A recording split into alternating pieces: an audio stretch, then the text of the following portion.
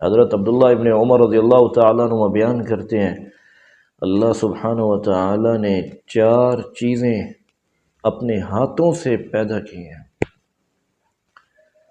اللہ اکبر۔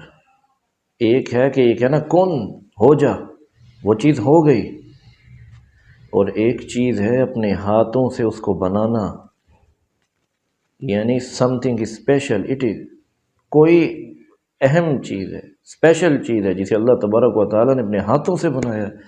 خلق اللہ اربعۃ اشیاء، 4 چیزیں اللہ سبحانہ و تعالیٰ نے اپنے ہاتھوں سے بنائی ہیں۔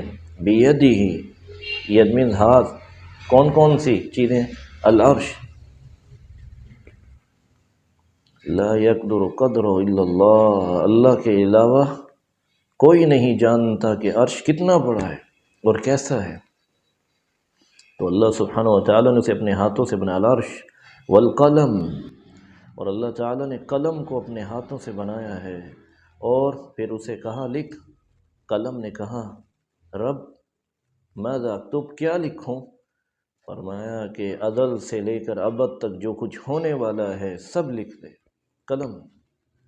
تو اللہ سبحانہ و تعالیٰ نے عرش کو پیدا فرمایا اپنے ہاتھوں سے، قلم کو پیدا فرمایا اپنے ہاتھوں سے، وآدم، وہ سیدنا آدم علیہ السلام کو، جس کی اولاد ہم ہیں، اللہ تبارک و تعالیٰ نے ہمارے باپ آدم علیہ السلام کو اپنے ہاتھوں سے بنایا۔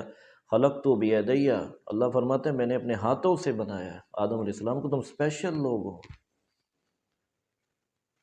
تو جسے رب نے اپنے ہاتھوں سے بنایا ہو اور جنت میں بنایا ہو، جی پتلا جنت میں بنایا گیا ہے، جسے جنت میں بنایا گیا ہو اور رب نے اپنے ہاتھوں سے بنایا ہو، وہ رب کے بتائے ہوئے احکامات سے روح گردانی کرے، کتنا بد نصیب ہو سکتا ہے۔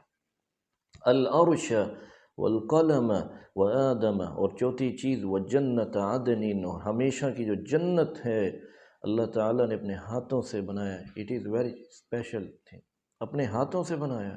وہ جنت عدن، یہ 4 چیزیں اللہ تعالیٰ نے اپنے ہاتھوں سے بنائی ہیں۔ ثم قال لسائر الخلق، اس کے بعد جتنی مخلوقات ہیں سب کے بارے میں فرمایا کن ہو جا، فکان، ساری چیزیں ہو گئی۔ ان 4 چیزوں کے علاوہ اللہ تعالیٰ نے ہر مخلوق سے کہا کن ہو جا، وہ ہو گئی۔ بقیہ یہ 4 چیزیں ایسی ہیں جنہیں اللہ تعالیٰ نے، اللہ تبارک و تعالیٰ نے اپنے ہاتھوں سے بنایا۔